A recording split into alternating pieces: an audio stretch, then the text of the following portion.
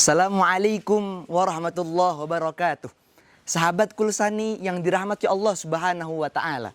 Di dalam kitab Duratun Nasihin dijelaskan bahwasannya Allah Subhanahu wa taala memberikan kepada umat Nabi Muhammad akan dua cahaya dan dua kegelapan. Apa dua cahaya itu? Dua cahaya itu ialah cahaya bulan Ramadan dan cahaya Al-Qur'an. Dan dua kegelapan itu ialah kegelapan kubur dan kegelapan hari kiamat.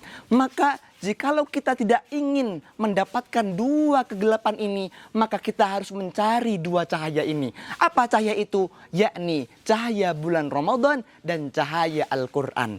Mungkin cukup sekian khotib dari saya ini. Assalamualaikum warahmatullahi wabarakatuh. Assalamualaikum warahmatullahi wabarakatuh. Kaum muslimin dimanapun Anda berada. Apa sih puasa yang menurut syariat itu? Puasa yang menurut syariat tidak hanya berbicara mengenai tata cara, tapi juga harus berbicara tentang tujuan akhir, hasil akhir dari puasa kita ini. Tujuan akhir ada dua, yaitu umum dan juga khusus. Yang umum ini puasa kita harus menghasilkan 3 perkara. Yang pertama itu tazkiyatun nafas, yaitu penyucian diri sendiri. Yang kedua iqamatul adil, menegakkan keadilan. Yang ketiga yaitu kemaslahatan. Secara khusus yaitu firman Allah Subhanahu wa taala, la'allakum tattaqun, agar kalian bertakwa, yaitu puasa kita harus mampu menghasilkan ketakwaan.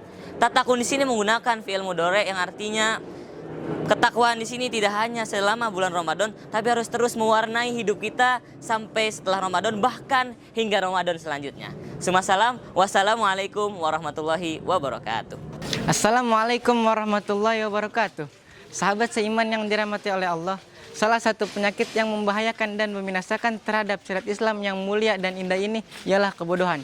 Namun tidak ada yang menyadari bahwa kebodohan itu adalah salah satu penyakit. Nabi pernah bersabda yang berbunyi, ala sa'alu idza lam ya'lam innama syifa'u as-su'alu. Kenapa kalian tidak bertanya ketika kalian tidak tahu, dan obat dari ketidaktahuan itu ialah bertanya. Oleh karena itu, bertanyalah kalian supaya tidak salah jalan. Dan kunci dari kebodohan adalah bukan menyimpulkan dari isi pikiran, akan tapi kunci dari kebodohan itu ialah bertanya kepada yang tahu jawaban. Wabillahi taufiq wal hidayah. Wassalamualaikum warahmatullahi wabarakatuh. Bismillahirrahmanirrahim. Assalamualaikum warahmatullahi wabarakatuh. Alhamdulillahi hamdan salaman amma ba'du. Dikutip dari kalam Gus Pais, hidup ini sebenarnya simple. Tatkala ada hujan, tatkala ada panas, ada terang dan ada gelap. Terkadang kita merasa di bawah dan terkadang kita merasa di atas. Kunci hidup tenang itu juga simpel. 1. Ketika kita merasa di atas, maka istiqomahkanlah diri kita untuk tetap mempertahankan kualitas diri kita, dan jangan lupa suatu saat kita akan merasa di bawah. Dan yang kedua, ketika kita merasa di bawah, maka jadilah orang yang bersabar dan selalu tingkatkan kualitas iman kita agar selalu meningkat ke atas, dan yakinlah suatu saat pasti kita akan berada di atas. Janganlah berpikir doa yang telah kita panjatkan kepada Allah dan belum terkabul itu belum Allah dengar. Mungkin Allah sudah dengar, namun akan menjawabnya di waktu yang tepat ketika kita sudah siap menerima doa tersebut. Wassalamualaikum warahmatullahi wabarakatuh. Assalamualaikum warahmatullahi wabarakatuh. Sahabat Kulsani yang insya Allah dirahmati oleh Allah, kita selaku umat muslim yang sedang menunaikan ibadah puasa, nanti di yaumil kiamah akan Allah siapkan pintu menuju surganya. Sebagaimana Rasul sallallahu alaihi wasallam bersabda, inna fil jannati baban yuqalu lahu rayyan yadkhulu minhu as-shaimuna yaumal kiamah. Bahwasanya nanti di yaumil kiamah Allah siapkan pintu menuju surganya yang dinamai babur rayyan. Allah khususkan pintu ini untuk orang-orang yang berpuasa, dan tidak akan masuk ke dalamnya orang-orang yang tidak berpuasa. Maka nanti pintu ini akan bertanya, di mana orang-orang yang berpuasa? Maka orang-orang yang berpuasa akan berdiri dan masuk ke dalamnya. Apabila orang-orang yang berpuasa telah masuk ke dalamnya, maka Allah akan segera tutup pintu ini agar orang-orang yang tidak berpuasa tidak dapat masuk ke dalamnya. Semoga Allah jadikan kita golongan orang yang masuk ke dalam surga melalui pintu babur rayyan ini dan menikmati segala kenikmatan yang ada di dalamnya.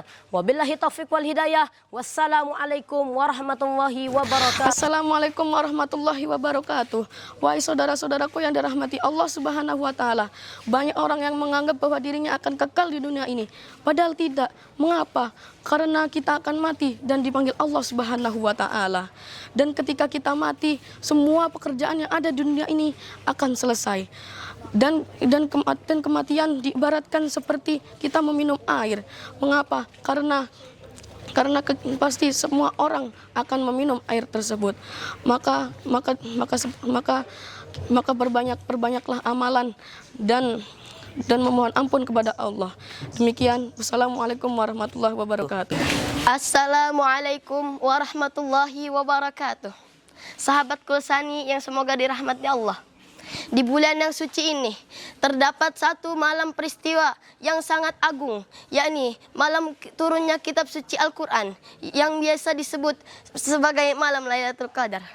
Malam Lailatul Qadar itu sangat istimewa, sebagaimana Allah Subhanahu wa taala telah berfirman dalam surat Al-Qadar ayat 3 yang berbunyi, Bismillahirrahmanirrahim.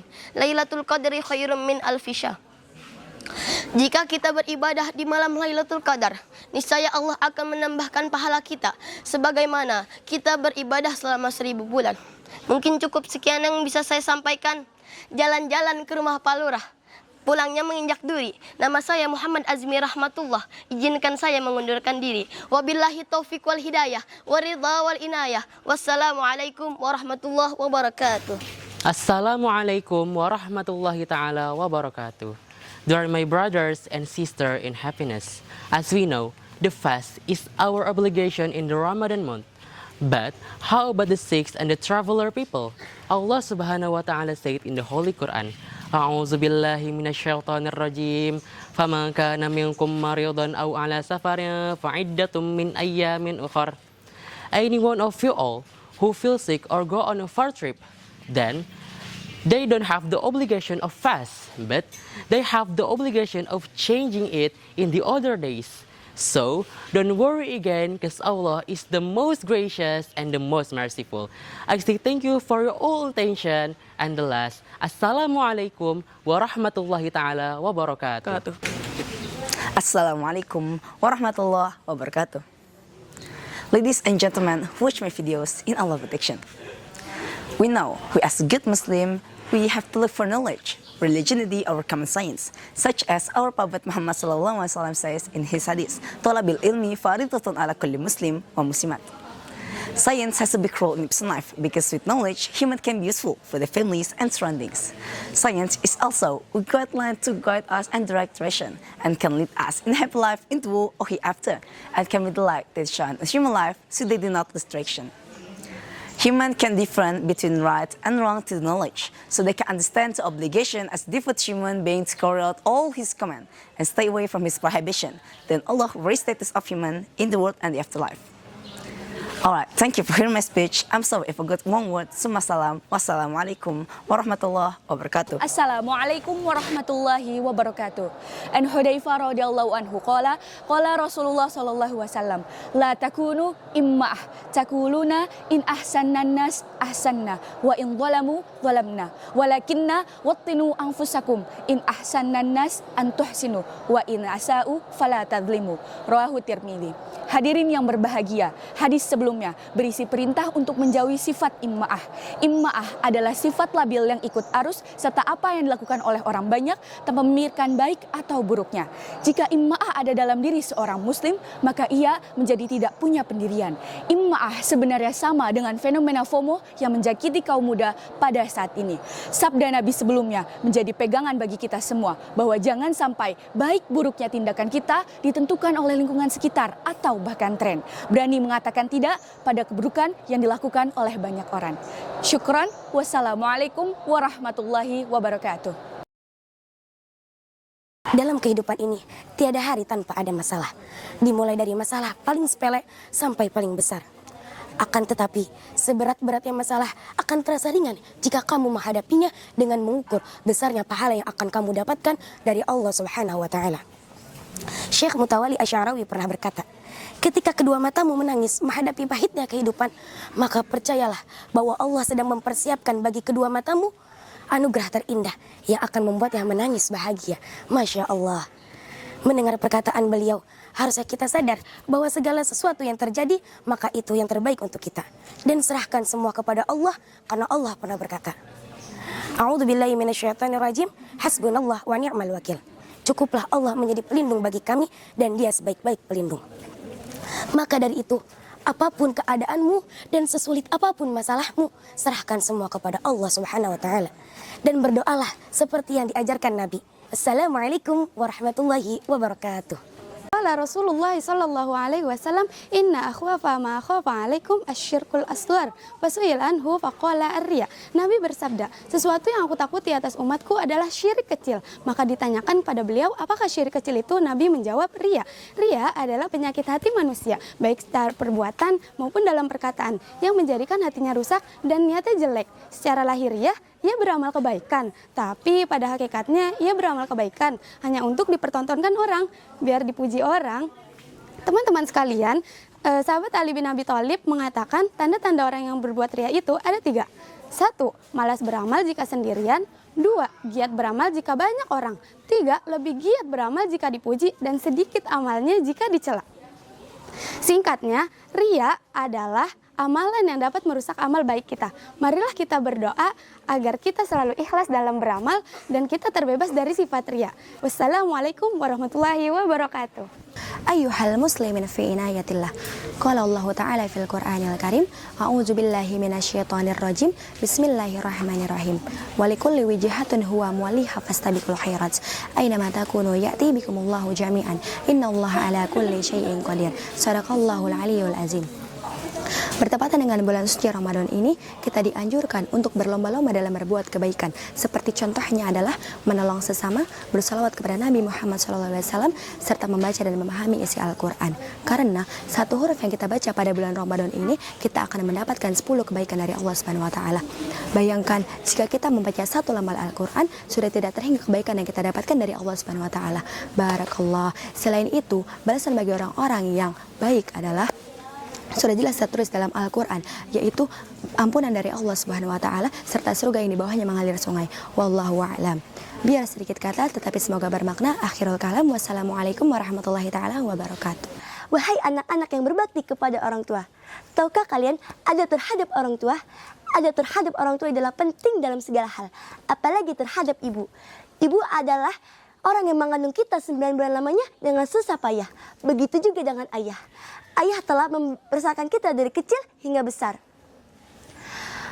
Maka dari itu kita harus menghargai perjuangan kedua orang tua kita dan jangan mengecewakan mereka berdua.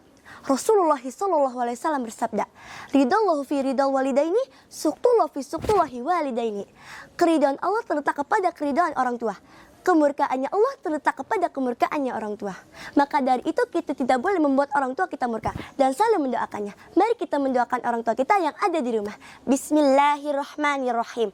Allahumma ghfirli wali walidayya warhamhuma kama rabbayani shaghira.